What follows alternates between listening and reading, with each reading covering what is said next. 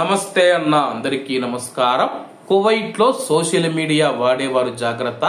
Social మీడియాలో ఇటీవల కాలంలో మతాల గురించి కానీ కువైట్ దేశాన్ని అవమానిస్తూ కానీ ఇతర దేశాలను ఇతర మతాలను కూడా అవమానిస్తూ మాట్లాడుతూ ఉన్నారు.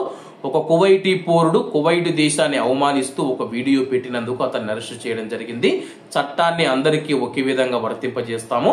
సోషల్ మీడియాలో నోటికొచ్చినట్లు మాట్లాడితే తగిన మూల్యం చెల్లించుకోక తప్పదని చెప్పేసి అధికారులు తెలుపుతూ ఉన్నారు.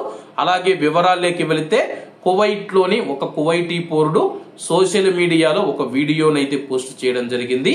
ఆ వీడియోలో అతను సమాజంలోని ఒక వర్గాన్ని బహిరంగంగా ఎగతాళి చేశాడు మరియు అగౌరవపరిచాడు. ఇది కువైట్ దేశం యొక్క జాతీయ ఐక్యతను దెబ్బతీసే ప్రయత్నంగా మంత్రిత్వ శాఖ మినిస్ట్రీ ఆఫ్ ఇంటీరియర్ భావించింది. అనుమానితుడి పైన అవసరమైన అన్ని చట్టపరమైన చర్యలు తీసుకున్నామని చెప్పేసి అలాగే చట్టపరమైన చర్యల కోసం అరెస్ట్ చేసిన తర్వాత అతన్ని సంబంధిత అధికారులకు రిఫర్ చేశారు.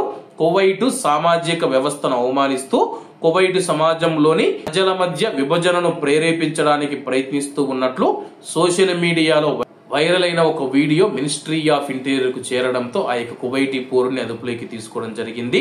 కువైట్ లో సామాజిక ఐక్యతకు ముప్పు కలిగించే ఏ ప్రవర్తనకు వ్యతిరేకంగా అయినా మినిస్ట్రీ ఆఫ్ ఇంటీరియర్ తన యొక్క దృఢమైన వైఖరిని నొక్కి చెప్పింది. దేశాన్ని ప్రేరేపించే విభజనను ప్రోత్సహించే లేదా కువైట్ జాతీయ ఐక్యతకు హాని కలిగించే ఏ ప్రయత్నాన్ని సహించబోమని చెప్పేసి కువైట్ మినిస్ట్రీ ఆఫ్ ఇంటీరియర్ ప్రకటించింది. కాబట్టి సోషల్ మీడియా వారు చాలా జాగ్రత్తగా ఉండండి. కాబట్టి అందరూ బాగుండాలి, అందులో మనం ఉండాలి. అందరికీ నమస్తే అన్న, జై హింద్.